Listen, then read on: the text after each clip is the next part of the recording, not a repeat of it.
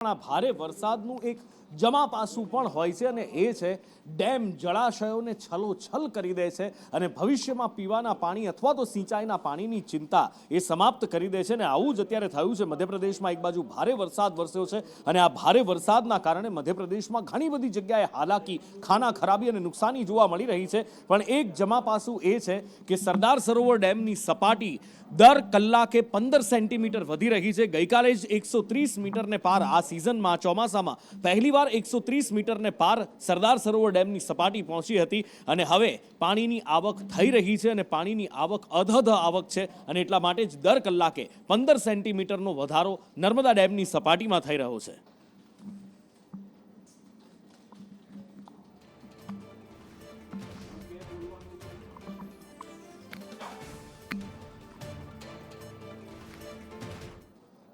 તો આ બાજુ જે 4-5 દિવસ નહીં પણ લગભગ એક અઠવાડિયા પહેલા વરસાદ વરસ્યો. આમ જુઓ તો શનિવારની રાત્રે વરસ્યો હતો વરસાદ અને રવિવાર સોમવાર સુધી એ વરસાદ રહ્યો. પણ એ પાણી હજી પણ કેટલીક જગ્યાએથી નથી ઓસર્યા અને એમાંથી એક છે ખેડાનો મહેમદાવાદ તાલુકો. આ દ્રશ્યો જે જોઈ રહ્યા છો આ આજના દ્રશ્યો છે, આજના ડ્રોન દ્રશ્યો છે જે 4-5 દિવસ કે 6 દિવસ પહેલા પડેલો વરસાદ હતો. એ વરસાદના પાણી હજી પણ નથી ઓસર્યા અને અહીંયા જમીન શોધવી મુશ્કેલ બની ગઈ છે. આટલા બધા પાણી ખેતરમાં ભરેલા હોય એનો એક સ્પષ્ટ મતલબ છે કે પાણીનો નિકાલ નથી થઈ રહ્યો અને ખેડૂતોનો અહીંયા વાવણી કરેલો પાક, ખેડૂતોનું બિયારણ, બધી જ મહેનત, બધો જ ખર્ચો ફેલ ગયો છે. પાણી ભરાવાથી ખેતીને બહુ મોટું નુકસાન છે. કુલ મળીને નાની જમીન છે. 2 દિવસ પહેલા પ્રાંત અધિકારી શ્રી સુરજભાઈ બારોટ, અમારા મામલતદાર શ્રી, ટીડીઓ શ્રી, અમારા સંગઠન પ્રમુખ, અમારા તાલુકા પંચાયતના પ્રમુખ, આ બધા સાથે મળીને ટીમ મહેમદાવાદ તરીકે આ વિસ્તારની મુલાકાત લીધી છે અને વિશેષ ડ્રોનથી એક ચોક્કસ અંદાજ આવે, વર્ષોની આ સમસ્યાઓનો નિકાલ આવે એની માટે ડ્રોનથી પણ અમે વિઝ્યુઅલ લીધા છે અને આવનારા સમયમાં આ કાયમી ઉકેલ આવે એવું સરકારમાં અમે ગઈકાલે મેલ પણ કર્યો છે.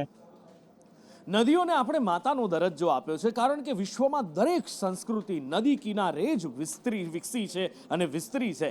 કારણ કે એ નદીના પાણી જ આપણા જીવનને સિંચે છે. પણ સામે આપણે શું કર્યું? એ નદીઓનો સોથ વાળી દીધો અને એ પછી સરકારો હરકતમાં આવી, મેદાનમાં આવી અને નદીઓનું શુદ્ધિકરણ કરવાનું શરૂઆત કર્યું. કરોડો રૂપિયાનું આંધણ થઈ ગયું. પણ એમ છતાં જ્યારે રિપોર્ટ નદીઓનો આવે છે ત્યારે ચોંકાવી દે એમ છે. રાજ્યમાં 13 નદીઓ પ્રદૂષિત છે ને એમાંથી 6 નદી તો અતિ પ્રદૂષિત છે. આખરે કોણ જવાબદાર છે આ પ્રદૂષણ માટે? આટલા કરોડો રૂપિયાનું, ખરબો રૂપિયાનું આંધણ કર્યા પછી પણ આ નદીઓ શુદ્ધ કેમ નથી થતી અને શું પરિસ્થિતિ છે? કેટલી હદે આ નદીઓ પ્રદૂષિત છે? કઈ કઈ નદીઓ છે? બધી જ વિગતો વિસ્તારથી જાણીએ હિરેન પાસેથી. હિરેન, લોકસભામાં આ અંગેની માહિતી રજૂ કરવામાં આવી છે અને કેન્દ્રીય મંત્રી દ્વારા જે માહિતી આપવામાં આવી છે તે અંતર્ગત ગુજરાતની 1-2 નહીં પરંતુ અલગ અલગ 13 જેટલી નદીઓ છે કે જે પ્રદૂષિત નદીઓમાં એમનો સમાવેશ થાય છે. આ 13 પૈકી 6 નદીઓ એવી છે કે અત્યંત પ્રદૂષિત છે અને એમાં સાબરમતી, ખારી, વિશ્વામિત્રી, તાપી, મહી, મીંઢોળા, ઢાંઢર, શેઢી અને અમલખાડી આ નદીઓનો સમાવેશ થાય છે. ગુજરાતમાં રાજ્ય સરકાર અને કેન્દ્ર સરકાર આ બંને કરોડો રૂપિયા આ નદીઓના શુદ્ધિકરણ માટે ખર્ચો કરવામાં આવે છે પરંતુ પરિસ્થિતિ ઠેરના ઠેર રહે છે એ પ્રકારની સ્થિતિ સામે આવી છે. ભાદરને કાંઠે એટલે કે જેતપુર અને આસપાસના જે ઉદ્યોગો છે એનું પાણી એમાં ઠાલવવામાં આવે છે. અનેક વખત એના માટે આંદોલનો થયા છે પરંતુ કોઈ નિરાકરણ ન આવવાના કારણે આ ભાદર પ્રદૂષિત નદીઓના લિસ્ટમાં હજુ પણ યથાવત છે. સાબરમતીમાં રાયસણથી લઈ અને વૌઠા સુધીનું જે પટ છે એમાં બીઓડી લેવલ એટલે કે બાયોકેમિકલ ઓક્સિજન ડિમાન્ડ જે હોવું જે છે એનું લેવલ 292 છે. ભાદરમાં 258.6 એનું લેવલ છે. એટલે ઓવરઓલ જો જોવા જઈએ તો આ 13 જેટલી નદીઓ છે એમાં સતત પ્રદૂષિત પાણી, કેમિકલયુક્ત પાણી અથવા તો લિક્વિડ કચરો જે છે કેમિકલનો એ નાખવાના કારણે આ નદીઓ પ્રદૂષિત થઈ રહી છે. સાબરમતી નદી હોય કે અન્ય નદીઓ પાસે રાજ્ય સરકાર પણ એના શુદ્ધિકરણ માટે ઉદ્યોગોના એસટીપી પ્લાન્ટ માટેના ખર્ચો થાય છે પરંતુ એનું યોગ્ય રીતે વ્યવસ્થાપન ન હોવાના કારણે પ્રદૂષિત પાણી નદીમાં આવે છે અને આ નદીઓ પ્રદૂષિત રહે છે અને એ જ પ્રદૂષિત પાણીથી શાકભાજી ઉત્પન્ન થાય છે અને એ પ્રદૂષિત પાણીવાળું શાકભાજી લોકો ખાય છે. એટલે એ ચક્ર જે છે એ વિષ ચક્ર સતત ફરતું રહે છે.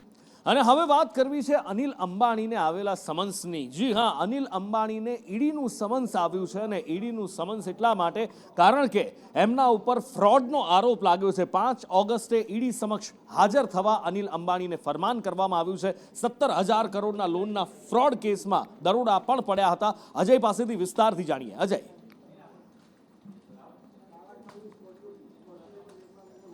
देखिए, निश्चित तौर पे अनिल अंबानी के खिलाफ ये कोई पहला मामला नहीं है, बल्कि 2020 में भी स्टेट बैंक ऑफ इंडिया की तरफ से भी फ्रॉड का मामला दर्ज कराया गया था. हालांकि बाद में कुछ मामलों में ये मामला वापस लिया गया था, लेकिन तभी से कह सकते हैं कि उनके खिलाफ एक के बाद एक ऐसे लगातार मामले आते रहे, जिसके न सिर्फ उनकी इमेज खराब हुई, बल्कि उनके ऊपर बैंक लोन के फ्रॉड के मामले भी एक तरह से दर्ज हुए.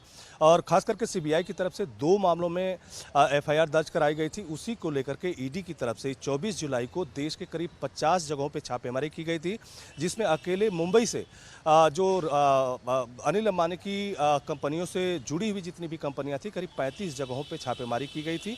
और दिल्ली में करीब कहा जा रहा है कि 15 जगहों पे ये छापेमारी की गई थी. लेकिन ये छापेमारी इस लिहाज से भी काफ़ी अहम थी, क्योंकि अनिल अंबानी की कंपनियों ने ऐसे कंपनियों के नाम पे लोन लिए थे जिसका नाम और पता कह सकते हैं कि एक ही नाम पे कई कंपनियों के नाम थे, और कह सकते हैं कि लोन ट्रांसफ़र किए गए थे. इसी बात को लेकर के एस बैंक की तरफ भी उंगलियां उठी थी, और कहा यह जा रहा था कि जो ये बैंक लोन जो दिए गए थे अनिल अंबानी की कंपनी को, उस लोन को लेने से पहले ही जो प्रमोटर थे उनको अच्छी खासी जो रसद है, या कह सकते हैं कि जो रुपया है, उनको मुहैया कराया गया था. तो एक तरह से कह सकते हैं कि मनी लॉन्ड्रिंग का ये केस बनता है. तो इसी बात को लेकर के ईडी की तरफ से छापेमारी की गई थी, और ईडी ने सबूत जुटाने की कोशिश की थी. अब ईडी की तरफ से जो एमडी हैं रिलायंस इंफ्रा के अनिल अंबानी, उनको समन भेजा गया है. 5 तारीख को जो दिल्ली में ईडी का मुख्यालय है वहाँ पर पेश होना है. लेकिन ये जरूर है कि करीब 15 से 17,000 करोड़ रुपए का ये मामला बताया जा रहा है, और कहा जा रहा है कि पूरा एक बैंक फ्रॉड है. और कहीं न कहीं बैंक को न सिर्फ इन्होंने चूना लगाया, बल्कि ये भी आरोप है कि सेल कंपनियों के जरिए ये पैसा जो है लोन के तौर पे खुद रिलायंस ग्रुप की तरफ से ट्रांसफ़र किया गया था. तो 5 तारीख को दिल्ली में पेश होना है अनिल अंबानी को. जी. અને આગળ વાત કરવી છે માલેગાંવ બ્લાસ્ટ કેસની. ગઈકાલે એનો ચુકાદો આવ્યો અને પુરાવાના અભાવે જેટલા પણ આરોપીઓ હતા 8 આરોપીઓને નિર્દોષ જાહેર કરવામાં આવ્યા છે. પણ એ બધા વચ્ચે હવે એક પૂર્વ એટીએસ અધિકારીનું નિવેદન સામે આવ્યું છે. પૂર્વ એટીએસ અધિકારી મુંજાવરે જે ચોંકાવનારા ઘટસ્ફોટ કર્યા છે, ખરેખર હચમચાવી દે એવા છે. राजकीय का संबंध है, बेकायदेशीर ऐसी बात बोले तो मेरे को जो मेरे वरिष्ठ अधिकारी है, मेरे बॉस जो थे परमवीर सिंह थे, और उसके ऊपर के अधिकारी थे, उनका आदेश था उनको मोहन भागवत को उठा के लाओ, ऐसा था. और तब उस वक्त भगवा आतंकवाद का कंसेप्ट चल रहा था मीडिया के अंदर, और ये जो झूठे काम करने के लिए मेरे बोला तो मैंने नहीं किया. उसकी मेरे को सज़ा मिली. झूठा काम नहीं करने से मेरे को अटक किया गया, जेल में डाला गया, और मेरी बदनामी की गई. फिर मैं वो केस के अंदर मेरे पास जो भी एविडेंस है वो मैंने कोर्ट में पेश किया, और मैं निर्दोष छूटा. ये निर्दोष जो छूटा वो मैं 10 साल हो गए ये बात को, और ये डॉक्यूमेंट में NIA के कोर्ट में गई ये डॉक्यूमेंट, और उसका भी कुछ ना कुछ उसके अंदर नोट है. देखो मेरे को कायदेशीर नियमित है, तो एक बार मैं बताया वो बात बताया, तो मेरे को जो भी है कायदेशीर आदेश था, मगर वो उसमें का कंसेप्ट था वो झूठ था. उस समय की कांग्रेस सरकार की विंडिक्टिव एटीट्यूड को देखिए. जबरन किस प्रकार से भारतीय जनता पार्टी और जो लोग हिंदू धर्म को मानते हैं और संघ के उच्चस्थ स्थान पर, उच्च पदवी पर जो लोग आसीन हैं, किस प्रकार से उनको अपमानित किया जाए, उनको गिरफ्तार किया जाए, उनसे बदला लिया जाए. इस प्रकार के विंडिक्टिव एटीट्यूड के साथ उस समय की कांग्रेस पार्टी काम कर रही थी, और यह सब कुछ गांधी परिवार के कहने पर हो रहा था.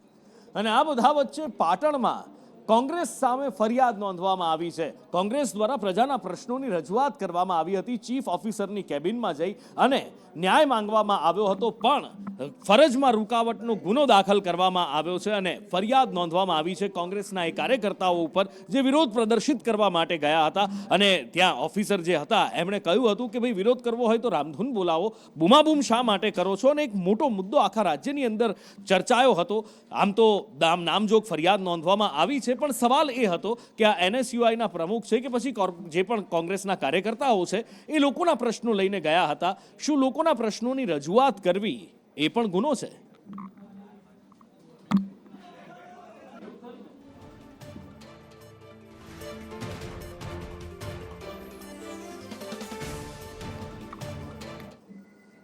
ભાવનગરમાં થોડા દિવસ પહેલા ભારતીય જનતા પાર્ટીના ભાવનગરના ઉપાધ્યક્ષ પર હુમલો કરવામાં આવ્યો હતો અને આ હુમલો એક બુટલેગર સામે ફરિયાદ કરવા બદલ કરવામાં આવ્યો હતો. એટલે કે એનો ફરિયાદનું ખાર રાખી અને આ હુમલો કરવામાં આવ્યો હતો, જેમાં પોલીસે હુમલાખોરોને ઝડપી લીધા છે. નીતિન રાઠોડ ઉપર આ હુમલો કરવામાં આવ્યો હતો અને ત્રણેય હુમલાખોરોને પોલીસ દ્વારા ઝડપી પાડવામાં આવ્યા છે. એમની પૂછપરછ અત્યારે થઈ રહી છે. જે લાકડા ધોકાથી હુમલો કરવામાં આવ્યો હતો એ હથિયાર પણ ભાવનગર પોલીસે જપ્ત કર્યું છે.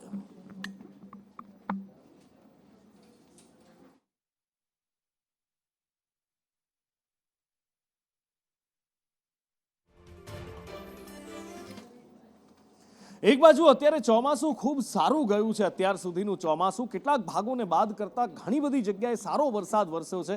ખેડૂતો ખુશખુશાલ છે, પણ ખેડૂતોને આ ખુશીની નજર જાણે કે સરકારી તંત્રએ લગાડી દીધી હોય, કારણ કે ખાતર નથી મળી રહ્યું. એક બાજુ કૃષિ મંત્રી કહી રહ્યા છે કે ખાતરમાં ક્યાંય કોઈ તકલીફ નથી, બધે જ ખાતર મળી રહ્યા છે, પણ બીજી બાજુ કેટલાય તાલુકાઓ છે કે જ્યાં ખેડૂતો લાઈનો લગાવીને ઊભા છે અને હવે કિસાન સંઘ પણ આ ખેડૂતોની વહારે આવ્યું છે અને ખાતર આપવા માટે એક ગુહાર લગાવી છે. જો સમયસર ખાતર નહીં મળે તો ખેડૂતો પોતાની ખેતીની અંદર ઉત્પાદિત થતા પાકની અંદર પણ ઉત્પાદન ઉપર પણ અસર આવશે. સરકાર જે સબસિડાઇઝ ખાતર આપી રહી છે એ ખાતરના કાળા બજાર પણ ખૂબ મોટા પ્રમાણમાં જોવા મળી રહ્યા છે. ભૂતકાળની અંદર પણ સરકારને ધ્યાને દોર્યું હતું કે કચ્છ હોય, મહેસાણા હોય, ત્યાં આવી રીતના ખાતરો પકડાયા, ખેડૂતો દ્વારા પકડાવાયા હતા અને કાયદાની ચુંગાલમાંથી ક્યાંક આવા તત્વો બહાર પણ નીકળી ગયા છીએ. પહેલાં વાત, મુલાકાત અને પછી જરૂરિયાત પડે ત્યારે કિસાન સંઘ આંદોલન કરતું હોય છે. વાત અને મુલાકાતનો પિરિયડ બંધ થયો છે. ક્યાંક હવે રોડ ઉપર આવવાનો પિરિયડ આગામી સમયની અંદર આવ્યો છે. ક્યાંક તાલુકા કક્ષાએ, ક્યાંક જિલ્લા કક્ષાએ, ક્યાંક કોઈના કોઈ કાર્યક્રમો જો આ સરકાર અને તંત્ર નહીં જાગે, આ કંપનીઓ જો આ ભાવ વધારો પાછો નહીં ખેંચે, આના અંતે કોઈ પોલિસી નહીં બને, તો કિસાન સંઘ એની જે રીતિનીતિ પ્રમાણેના કાર્યક્રમો આપશે. વિતરણ વ્યવસ્થાઓની જે અવ્યવસ્થાને કારણે આ સ્થિતિ સર્જાઈ છે. રાજ્યના કૃષિ વિભાગના અધિકારીઓએ એ બાબતને દુરસ્ત કરવાનું અને આગામી ટૂંક જ સમયમાં પ્રત્યેક ક્ષેત્રમાં, પ્રત્યેક મંડળીમાં આ ખાતર પહોંચે, વધારાનો જથ્થો કેન્દ્ર પાસેથી મેળવ્યો છે એ પણ જ્યાં નથી ત્યાં પહોંચે એવી વ્યવસ્થા ગોઠવવાનું અહીંયા શરૂ કર્યું છે. ટૂંક સમયમાં પ્રત્યેક જગ્યાએ ખેડૂતને પૂરતું ખાતર મળે એવી વ્યવસ્થા ગોઠવાશે એવી આશ્વસ્ત કરું છું. જોઈએ એટલું ઉપલબ્ધ છે, ખાતરની ઘટ નથી. અને બીજી બાજુ ખેડૂતોની ખાતરની લાઈનો છે. હું છેલ્લા 10 દિવસથી સતત ખાતરને લઈ અને સરકારને કહું છું કે ખાનગી કંપનીઓમાં ખાતર જાય છે એને રોકવામાં આવે. હું લગભગ છેલ્લા 1.5 મહિનાથી કહું છું કે રાજ્યના કૃષિ મંત્રી અને રાજ્યના ખેતી નિયામક સરકારને બદનામ કરવા માટેનું ષડયંત્ર કરે છે. ક્યારે કોઈ ખરીદ વેચાણ સંઘનું લાયસન્સ રદ થતું હોય એવું જોયું છે ખરું? હા, આરોપો ઘણા બધા લાગ્યા છે, એના પર રાજનીતિ પણ ઘણી બધી થતી હોય છે, પણ આ કાર્યવાહી કરવામાં આવી છે અને માનવામાં નહીં આવે. એક સામાન્ય ખેડૂતની રજૂઆત ઉપર, જી હા, એક ખરીદ વેચાણ સંઘનું લાયસન્સ રદ કરી દેવામાં આવ્યું છે અને આ ગુજરાતમાં જ બન્યું છે. સાવરકુંડલા તાલુકાના ખરીદ વેચાણ સંઘનું લાયસન્સ રદ કરવામાં આવ્યું. નિયમ ભંગ હોવાની એક ખેડૂતે રજૂઆત કરી હતી અને એ પછી આ કાર્યવાહી કરવામાં આવી છે. સંઘના વિક્રેતા સામે નિયમ ભંગની કાર્યવાહી કરવામાં આવી છે, કારણ કે ખેડૂતોનો જૂનો આરોપ છે કે યુરિયા ત્યારે જ મળે છે જ્યારે એની સાથે એક નાનકડો એવું ભાણિયો જે પરાણે ચોંટાડવામાં આવે છે એ લેવામાં આવે. ખેડૂતો અત્યાર સુધી ફરિયાદ કરતા હતા, પણ આજે પહેલીવાર કાર્યવાહી થતી દેખાઈ છે.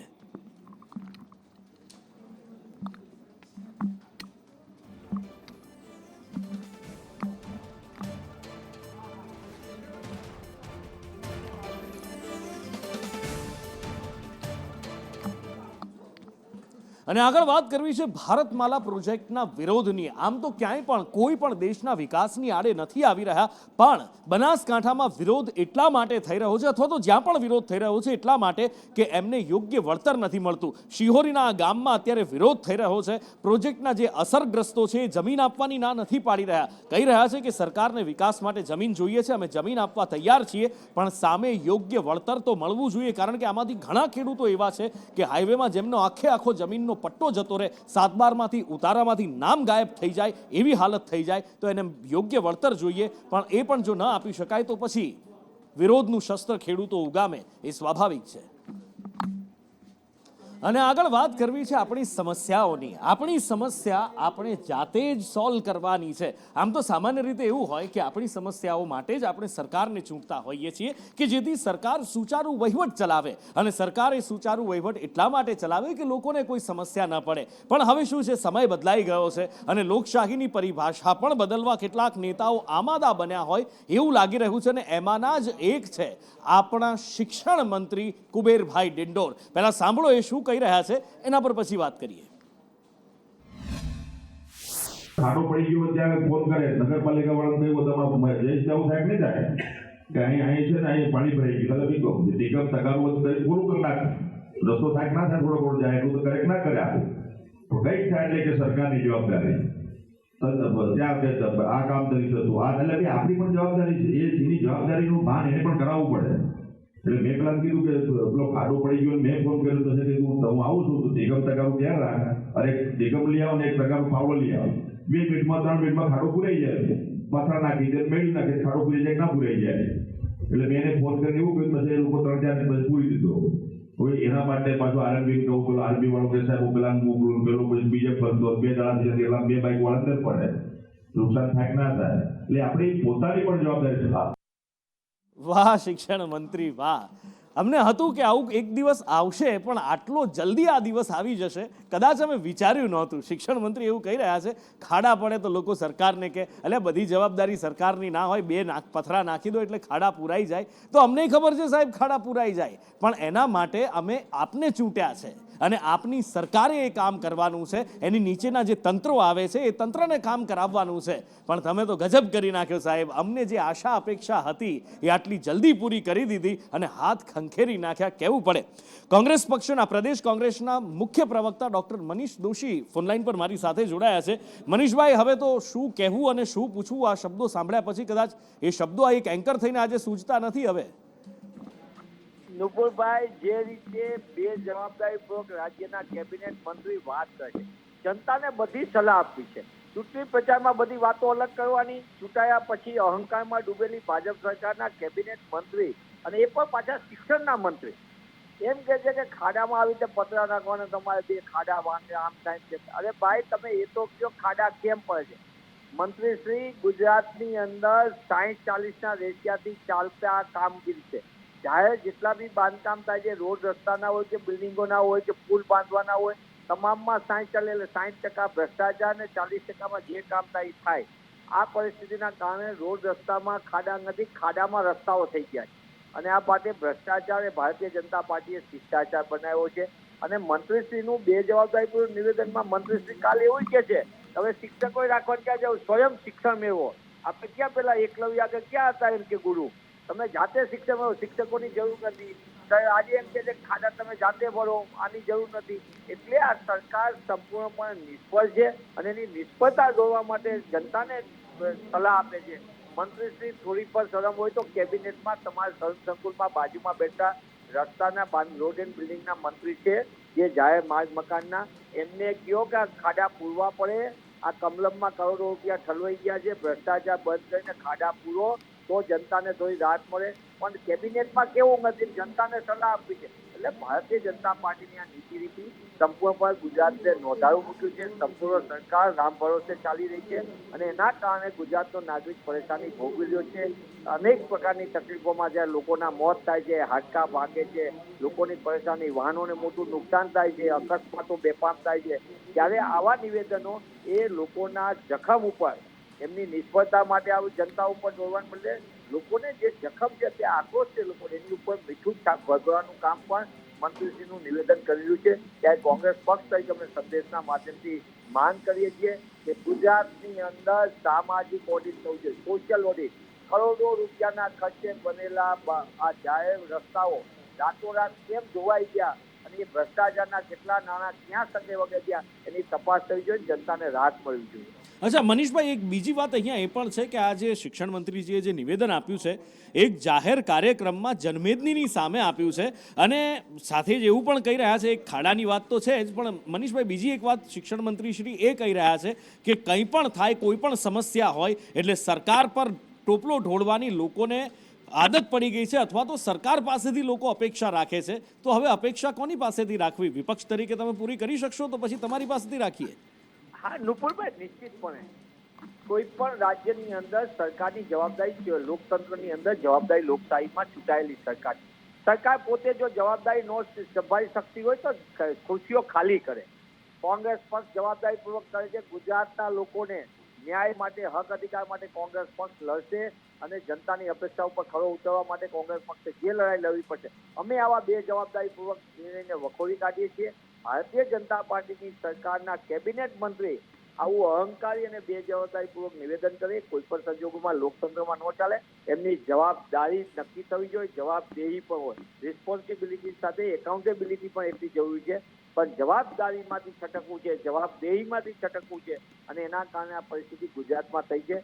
ત્યારે હું આપને જવાબદારીપૂર્વક કહું છું કે જ્યાં જ્યાં કોર્પોરેશન હોય ત્યાં ભ્રષ્ટાચાર ને કરપ્શન છે, જ્યાં જ્યાં સરકાર ત્યાં સરકારનો ભ્રષ્ટાચાર છે અને ભ્રષ્ટાચારના કારણે ગુજરાતમાં સમસ્યા છે. ગુજરાતમાં કોઈ વસ્તુ ખૂટતી નથી, માત્ર કરોડો રૂપિયાના કૌભાંડોના કારણે ગુજરાતમાં આ પરિસ્થિતિનું નિર્માણ થયું છે અને બેફામ ને બેરોકટોક ભ્રષ્ટાચારના કારણે ગુજરાતના નાગરિકને પારાવાર મુશ્કેલીનો સામનો કરવો પડે છે. કોંગ્રેસ પક્ષ ગુજરાતના સરકારને ચેતવણી આપવા માંગે છે, ભારતીય જનતા પાર્ટીની સરકારને કેબિનેટ મંત્રીને, કે તમે તમારી બેજવાબદારીના નિવેદનની જે કરો છો વાતો, તમારાથી સરકારમાં અને પ્રજાને ન્યાય ન અપાઈ શકાતો હોય, તંત્ર ઉપર તમારો જે પ્રકારની જવાબદારી હોય એ ન સંભાળી શકતા હોય તો તમે સિયાસત ખાલી કરો.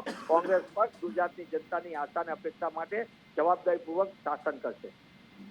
એટલે મનીષભાઈ, વાત અહીંયા આગળ એ આવે છે કે એક શિક્ષણ મંત્રી, કેબિનેટ કક્ષાના મિનિસ્ટર, અને એ પણ જ્યારે આવીને આવું નિવેદન આપે કે લોકો સરકાર પાસે અપેક્ષા રાખે છે, એટલે સ્વાભાવિક રીતે સરકારની મંશા લાગતી નથી. એટલે એમના મનની જે વાત હતી એ મનની વાત આખરે બહાર આવી ગઈ હોય એવું લાગે છે. નિશ્ચિત નિપુણભાઈ, તમે બહુ સાચું કીધું. મનમાં જે પડેલી વાત છે, બેફામ અને બહુમતીના જોડે અહંકારમાં ડૂબેલી આ ભાજપ સરકાર, એ બે જવાબદારીપૂર્વક આવું નિવેદન જ કેવી રીતે કરશે? મોટી સંખ્યામાં લોકો હોય, મોટી પ્રકારમાં જનમેદની હોય અને જનતાને ન્યાય ન આપો તમે, કઈ રીતે ચાલી શકે? મને એમ લાગે છે કે આનાથી મોટી બે જવાબદારી કોઈ હોઈ શકે નહીં. મંત્રીશ્રીના બે જવાબદાર નિવેદન બદલ કેબિનેટની અંદર એમને બાજુના મંત્રીને કહેવું જોઈએ, માર્ગ મકાન મંત્રીને, કે ભાઈ રસ્તા સરખા કરો, લોકો આપણને પૂછે છે. મુખ્યમંત્રીને કહેવું જોઈએ, તો સિવિલ એન્જિનિયર છે મુખ્યમંત્રી, એમને જવાબ આપવો જોઈએ.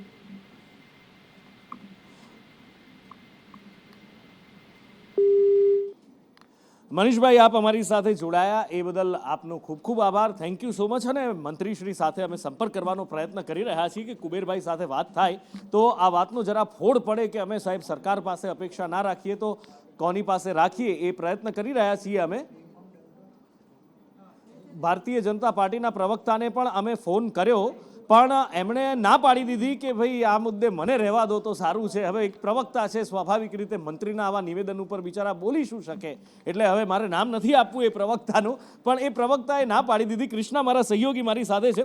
કૃષ્ણા, આ મંત્રીશ્રીએ જે કહ્યું એ તો બધાએ સાંભળી લીધું, આપણે એના પર મનીષભાઈની પ્રતિક્રિયા પણ લીધી. ભારતીય જનતા પાર્ટીના નેતાઓ મોઢું સંતાડતા જોવા મળ્યા, પણ એવું લાગે છે કે જ્યારે મંત્રીશ્રી આવશે ત્યારે પહેલો જવાબ એમનો એ હશે કે મારા નિવેદનને તોડી મરોડીને રજૂ કરાયું. હા બિલકુલ, કારણ કે આ એમને આવડી ગયું છે, આજે આખી પેટર્ન બની ગઈ છે. આ એ જ નેતાઓ છે કે જ્યારે ચૂંટણી આવે ત્યારે પોતે ભાઈ બાપા કરતા લોકો પર જતા હોય છે, લોકો પાસે જતા હોય છે અને એમ કહેતા હોય છે કે તમારા તમામ કામ અમે કરી દઈશું. પરંતુ જ્યારે આ જ લોકો આ નેતાઓ પાસે જાય છે એટલે કેવી છટકબારી શોધતા હોય છે. આ કેબિનેટ કક્ષાના મંત્રી છે, શિક્ષણ મંત્રી છે કુબેર ડિંડોર, પરંતુ પહેલી વખત નથી એમના કોઈ નિવેદનને કારણે વિવાદ સર્જાયો હોય. આ જનપ્રતિનિધિઓ છે, પોતાને જનસેવક કહેવડાવતા નેતાઓ છે, પરંતુ તેઓ કહી રહ્યા છે કે કોઈક ભાઈ મને લોકોને ફોન કરે છે અને કહી રહ્યા છે કે આ જગ્યાએ રસ્તો પોલો થઈ ગયો છે, અકસ્માત સર્જાય એમ છે. એટલા માટે હું એને કહું છું, ભાઈ તમે કેટલા લોકો છો, તમે લોકો જ આ ખાડો જાતે કેમ નથી પૂરી દેતા? કારણ કે આરએનબી વિભાગને કહેશો, એ આવશે, 3-4 દિવસ લાગશે, ત્યાં સુધીમાં એક્સિડન્ટ સર્જાઈ જશે. પરંતુ સવાલ અહીં એ થાય કે તમને જનતાએ ચૂંટ્યા છે શેના માટે?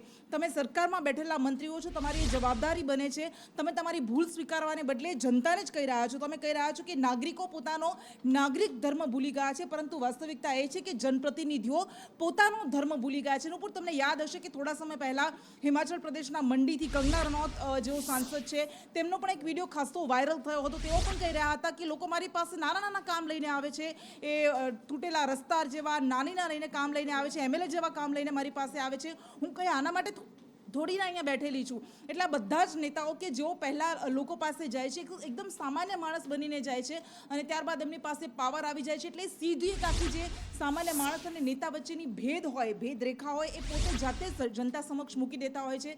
કુબેર ડિંડોર એવું કહી રહ્યા છે કે આવા કામ સરકાર પર ન ઢોળવાના હોય. પણ સવાલ એ થાય કે જ્યારે મુખ્યમંત્રી ભૂપેન્દ્ર પટેલ પોતે એવું કહી રહેતા હોય કે જો ક્યાંય પણ કામમાં કોઈ કચાશ રહેશે તો એ મારી જવાબદારી છે, અને સામે પક્ષે જ્યારે મુખ્યમંત્રી આવું કહેતા હોય અને બીજી બાજુ મંત્રી જે આવું કહી રહ્યા છે કે દરેક કામ તમે સરકાર પર ન ઢોળી શકો, એટલે સીધું અહીંયા દેખાઈ રહ્યું છે કે કેવી રીતે તેઓ પોતાની જવાબદારીમાંથી, પોતાની જવાબદેહીમાંથી છટકવાની કોશિશ કરી રહ્યા છે. અને આ જ એક કામ છે. આપણને ખબર છે કે જ્યારે મોટી દુર્ઘટનાઓ બને, મોરબીનો બ્રિજ તૂટ્યો હતો ત્યારે કહી રહ્યા હતા કે આટલા બધા લોકો ભેગા થઈ ગયા હતા એટલા માટે આવું થયું. એટલે કોઈ મોટી દુર્ઘટના હોય તો છેવટે જનતા પર ઢોળી દેવાની આ આખી જે માનસિકતા છે જ અહીંયા પ્રતિબિંબિત થાય છે.